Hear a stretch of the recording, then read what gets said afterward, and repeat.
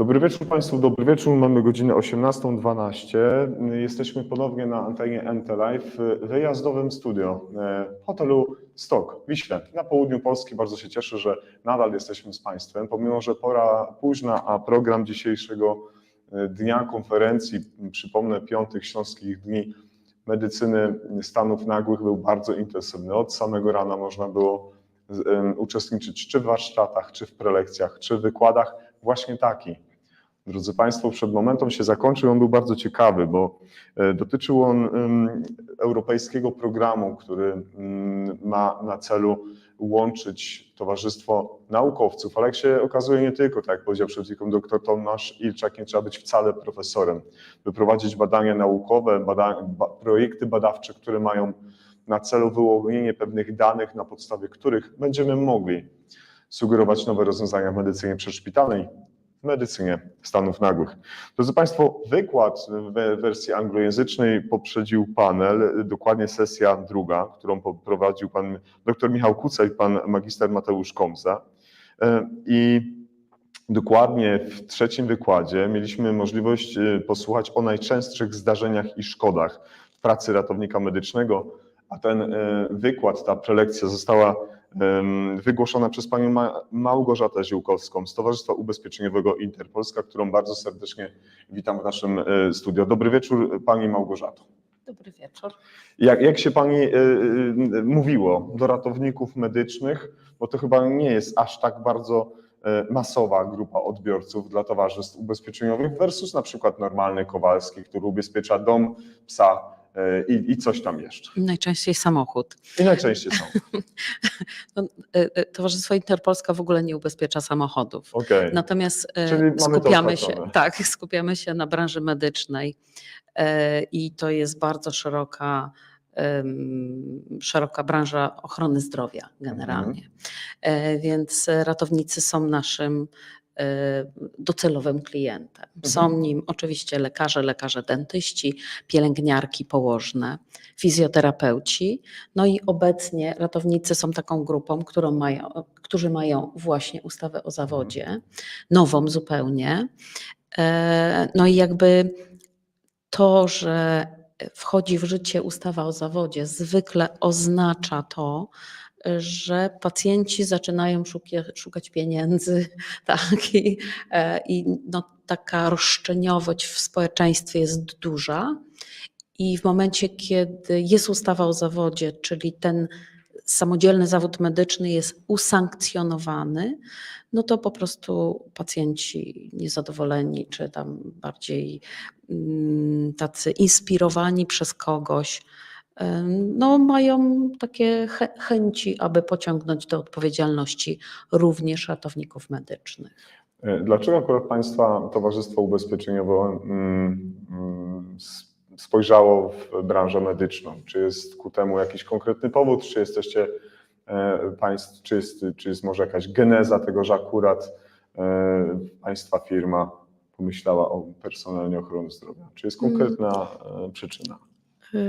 Nasz akcjonariusz to jest Inters Mannheim, jest takim wiodącym ubezpieczycielem w Niemczech, nie tyle branży medycznej, ile ubezpieczeń zdrowotnych. W Polsce jest trudno to zrealizować, chociaż faktycznie Interpolska posiada i wprowadziła na polski rynek pierwszy produkt ubezpieczeń zdrowotnych, czyli takich, gdzie towarzystwo, gdzie ubezpieczyciel płaci za wizyty lekarskie na przykład, czyli jest jakby konkurencją dla NFZ-u. Natomiast w Polsce jest trudno wprowadzić tego typu ubezpieczenie, albo ono jest cały czas słabe, ponieważ nie ma tego podziału koszyków świadczeń. No i zostaliśmy jakby w tej branży, tak? Czyli akcjonariusz sprzedaje tylko ubezpieczenia zdrowotne, natomiast my na polskim rynku generalnie obsługujemy medyków i podmioty lecznicze. No i jeszcze dzisiaj zajmujemy się takim tak zwanym przysłowiowym Kowalskim, w takich standardowych produktach jak mieszkaniowy czy firmowych. Natomiast w ogóle nie oferujemy, jesteśmy jedną z nielicznych firm, która w ogóle nie oferuje ubezpieczeń komunikacyjnych, nawet dla medyków. To dobrze świadczy, bo tak mam czasami wrażenie, jak się zajmujemy wieloma rzeczami naraz, to tak naprawdę w żadnej z tych dziedzin nie mamy poziomu mistrzowskiego. Jeżeli Państwo mają aspiracje ubezpieczać nas, medyków, to wierzę w to ogromnie, że zarówno Państwa know-how o naszych zawodach medycznych, znajomość specyfiki naszej pracy i wszelkich zagrożeń wynikających właśnie z takiej aktywności zawodowej jest Państwu bliskie, za co już teraz dziękuję. Czy tak jest? Zostawiam może do komentarza. Niemniej jednak za chwilkę oczywiście Państwa widzów, słuchaczy witam i zachęcam do tego, żebyście napisali, skąd nas w tym momencie słuchacie, skąd nas dzisiaj oglądacie. Praktycznie od godziny 13 jesteśmy z Państwem, tak więc jest nam niezmiernie miło. Każdy człowiek w obecnych czasach, szczególnie pełnoletni, rozumie i wie, po co należy się ubezpieczać, więc myślę, że na ten temat nie ma potrzeby prowadzić jakiegoś wielkiego wykładu.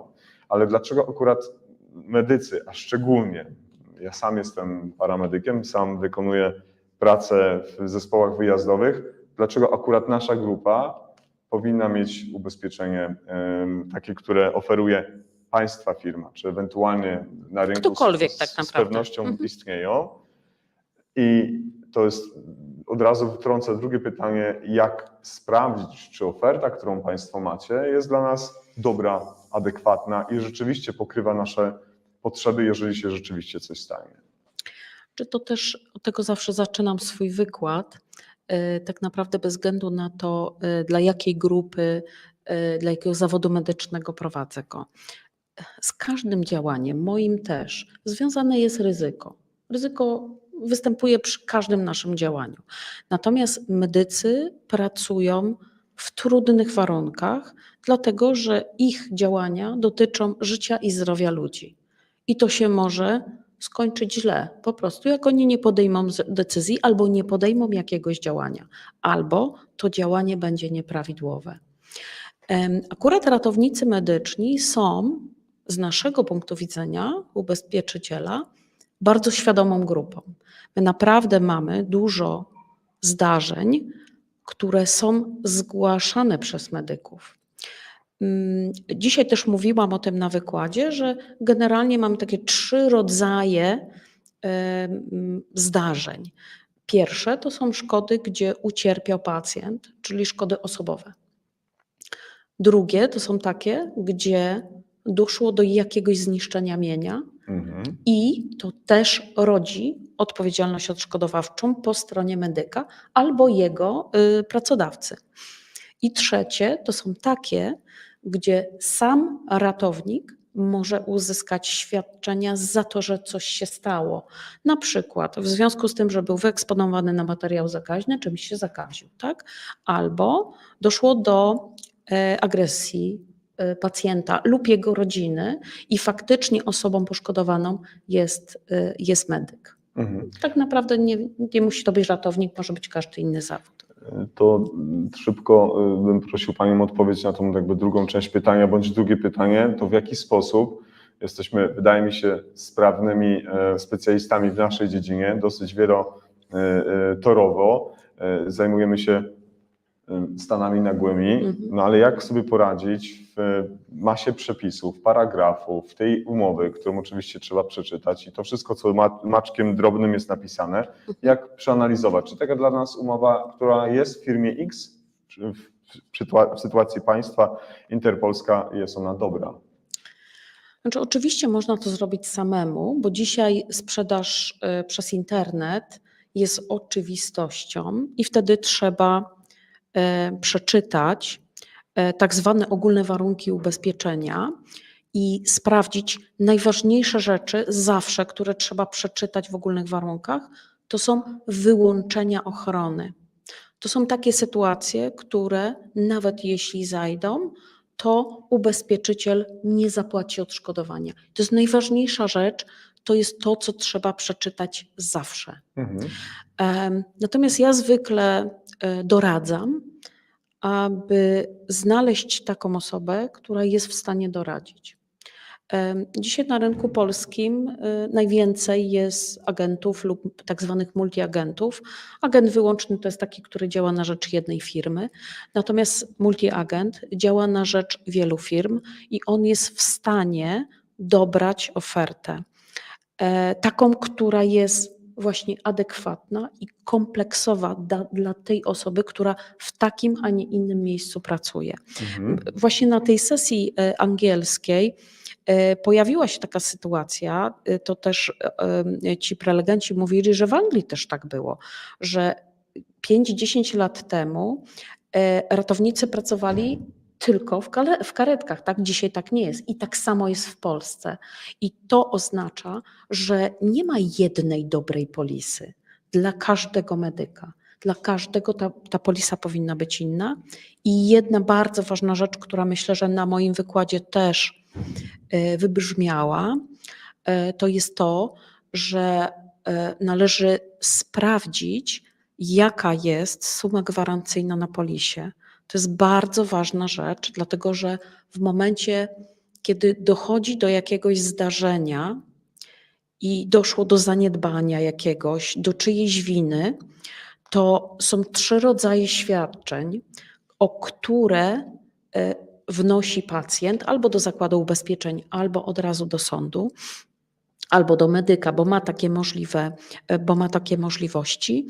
I to jest odszkodowanie, czyli coś, co można wyliczyć, szkoda majątkowa, zadośćuczynienie, czyli coś, co jest niemożliwe do wyliczenia detalicznie, ale to jest kwota zwykle największa za ból i cierpienie.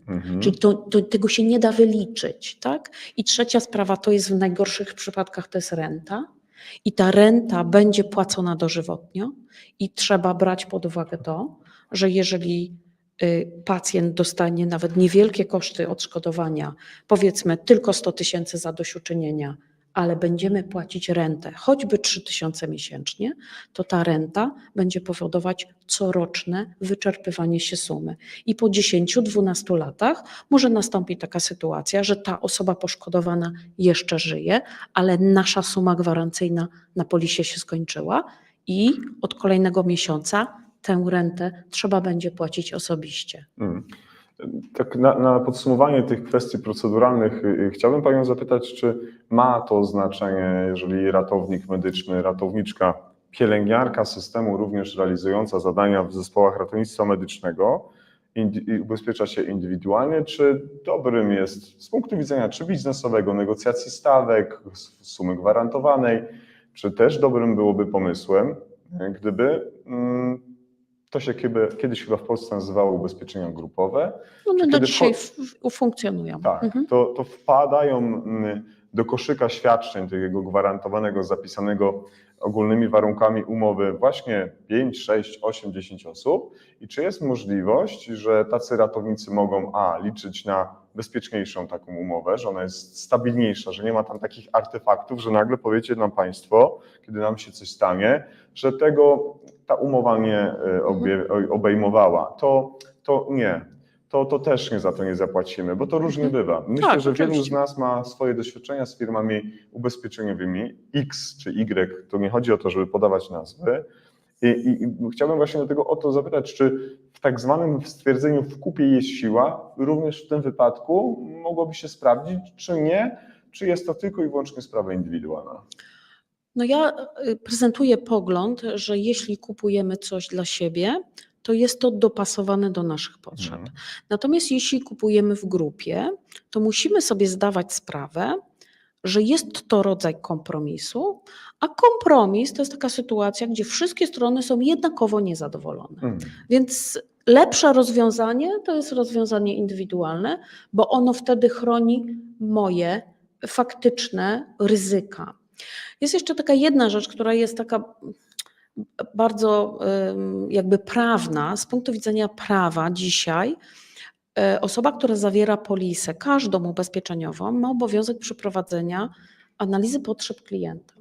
I teraz można to zrobić z jednym człowiekiem, Natomiast z grupą się tego zrobić nie da. Mhm. I ubezpieczenia grupowe mają jakby znaczenie wtedy, kiedy na przykład ratownicy idą na jakiś kurs i jak on jest płacony z pieniędzy unijnych, to jest wymóg tego, żeby ubezpieczyć ich grupowo wszystkich. Okej, na ten jeden kurs, bo oni będą wykonywać dokładnie te same czynności, tak? I zwykle Unia wymaga ubezpieczenia zarówno odpowiedzialności cywilnej, jak i NNW i na przykład ekspozycji zawodowej, zabezpieczenia takich 3 rzeczy.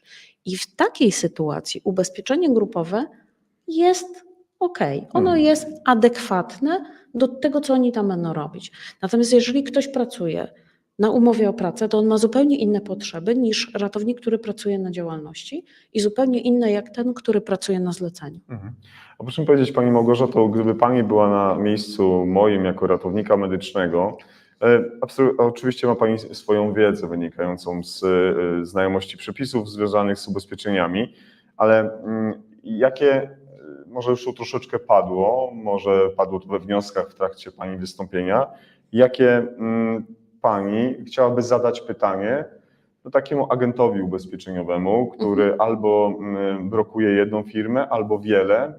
Jak słyszę, że wiele, no to też mam taką wątpliwość, że czy jest tak bardzo biegły w przepisach wszystkich firm? No nie wiem, to jest hipoteza, którą stawiam. Ale czy gdyby Pani była właśnie na miejscu naszym, jakie pytanie oprócz tych gwarantowanych świadczeń, ogólnych warunków ubezpieczenia musi być zadane i bez niego nie wolno podpisywać na przykład żadnej umowy, tak? To jakie to by pytanie byłoby oprócz tego, co jeszcze Pani poruszyła? Przede wszystkim, gdzie pracuje ten ratownik, w jakim miejscu? Czy to jest karetka, czy to jest SOR, czy to jest jakieś inne miejsce? Druga sprawa, najważniejsza chyba, to jest na jakiej umowie. Dlatego, że to tak naprawdę warunkuje sumę gwarancyjną, na jaką należy zawrzeć polisę. Czy coś jeszcze?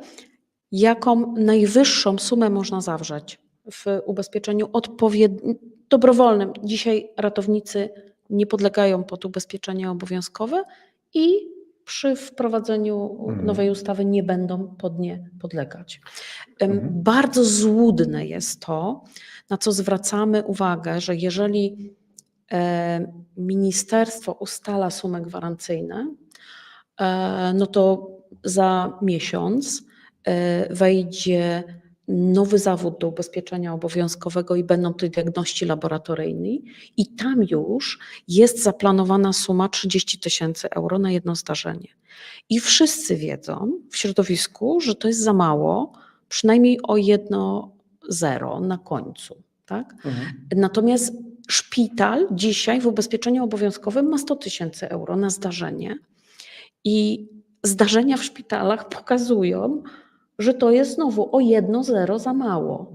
I taki właściciel podmiotu albo właśnie taki diagnosta, albo fizjoterapeuta, który ma zadaną taką sumę, no to co on sobie myśli? No skoro minister zaplanował dla mnie taką sumę, no to widać ona jest wystarczająca.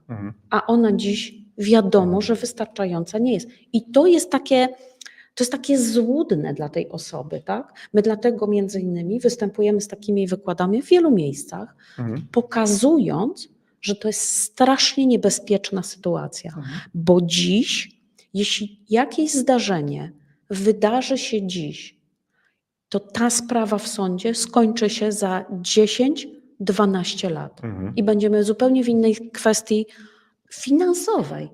Tak? Wartość pieniądza będzie miała zupełnie inną tak, sumę. Ale też sądy orzekają coraz wyższe roszczenia, dlatego że świadomość ludzi jest inna. Tak. Jak się już coś stanie, to wtedy wychodzą najciemniejsze, drodzy Państwo, scenariusza różnych kwestii, Oczywiście. czy to stanu zdrowia, czy to konsekwencji finansowych i tych ubezpieczeń również. Na zakończenie takie pytanie, które coś może w rodzaju dobrej porady albo poradnika. Jak firma ubezpieczeniowa, każda, która ma aspirację do tego ubezpieczać nas, medyków, powinna się zachować, kiedy ja do Państwa zadzwonię i powiem, że uległem wypadkowi, kiedy zostałem pobity przez pacjenta, narażony na ekspozycję materiału biologicznego i tak dalej, i tak dalej. Jak w Pani ocenie powinna zachować się firma, przyjmując takie zgłoszenie i jakimi standardami profesjonalizmu powinna się legitymować? Pierwsza sprawa to jest dostępność takiego zgłoszenia, żeby ono było możliwe zarówno przez telefon, jak i przez internet. Ono musi się odbywać szybko dosyć, natomiast różne sytuacje bywają, naprawdę. Firma musi ustalić, kto do niej dzwoni, tak? Jaką ma polisę i działać na tyle szybko, żeby dać realne wsparcie. Dlatego, że firma ubezpieczeniowa może co najwyżej przy każdej szkodzie zapłacić odszkodowanie w pieniądzu. Natomiast to po stronie tego klienta jest całe obciążenie emocjonalne. I to dotyczy każdego ubezpieczenia. Zarówno odpowiedzialności cywilnej, jak i właśnie takiego wypadku jakiegoś, zalania domu, tak? Wszystko jedno, tak? To jeżeli dochodzi do powodzi, to w moim domu śmierdzi. Tak? I tego firma ubezpieczeniowa nie bierze na siebie. Tak, ale Ona zapłaci, moglibyśmy się skupić na kwestii medycznej. Jakby Pani tutaj przytacza te scenariusze jak poza, ale no to jednak kierunek medyczny mnie bardzo interesuje. Okej, no więc trzeba zapłacić świadczenie w terminie, tak? Trzeba ustalić, czy osoba, która do nas dzwoni, jest osobą ubezpieczoną, tak? Czasami ta osoba potrzebuje jakiejś pomocy. Trzeba o to zapytać, bo na przykład doszło do ekspozycji zawodowej i ta osoba nie pracuje w podmiocie, bo w podmiocie musi być procedura poekspozycyjna, a jeżeli ona pracuje na indywidualnej działalności, to ona czasami nie wie, jak musi postąpić. Tak? To po naszej stronie powinna być również wskazówka, co teraz powinienem zrobić. Czyli to nie tylko wykupienie umowy, nie tylko opłata za tą umowę ubezpieczenia, ale każda firma powinna oferować również taki support po takim zdarzeniu. Ubezpieczenie tak? jest usługą. Ubezpieczenie jest usługą i weryfikacja każdej firmy ubezpieczeniowej następuje przy zdarzeniu. No tak, no ale to już jest troszeczkę za późno. Tak. No właśnie, no to w zderzeniu z marketingiem obecnych kilkunastu, kilkudziesięciu, nie robiłem takich badań na rynku, żeby wiedzieć, ile firm ubezpieczeniowych świadczy takie usługi, no to może być to... Kilka. Ale to może być też bardzo trudne. No bo właśnie to mnie martwi, Pani Małgorzato, że kiedy się dopiero coś stanie, to wychodzą najciemniejsze scenariusze w tej usłudze. Ale... Tak bywa, natomiast między innymi dlatego też powiedziałam, że lepiej jest mieć taką osobę, takiego doradcę, który nie tylko pomoże przy zawieraniu polisy, ale będzie to taka osoba, która jak ja będę w sytuacji trudnej, to ona mnie pomoże. Dobrze, a czy taka osoba ponosi odpowiedzialność za takie, a nie inne doradzenie klientowi, kiedy się nagle okaże, że później po zdarzeniu, że jednak doradca, o którym Pani teraz powiedziała, nie miał racji, nie posługiwał się zupdate'owaną wiedzą, doradził klientowi źle. Czy możemy my później rościć od tego sprzedawcy ubezpieczenia, danej polisy, pośrednika, jakichś roszczeń związanych z tym, bo niestety bardzo często się zdarza tak, że pośrednicy nie dopełniają obowiązku poinformowania klienta o wszystkich warunkach. Ja wiem, że my musimy tę umowę przeczytać, naturalnie, ale o pewnych rzeczach nie dowiemy się, tak jak Pani sama powiedziała, do momentu, kiedy się coś stanie. Czy wtedy my możemy coś z tym zrobić, czy to już jest po fakcie? Jeśli to jest multiagent, czyli taki agent, który pracuje dla większej liczby firm ubezpieczeniowych, to on posiada swoją polisę OC. Jeśli to jest agent wyłączny, to on nie posiada polisy OC, ale całkowicie odpowiada za niego Zakład Ubezpieczeń. To jest dobre i pozytywne stwierdzenie na sam koniec. Jednak czymś dobrym, żeśmy, myślę, i rozpoczęli, i zakończyli chociaż parę wątków. Drodzy Państwo, padło takich, na których należy zwrócić uwagę. I czytajmy umowę nawet drobnym druczkiem.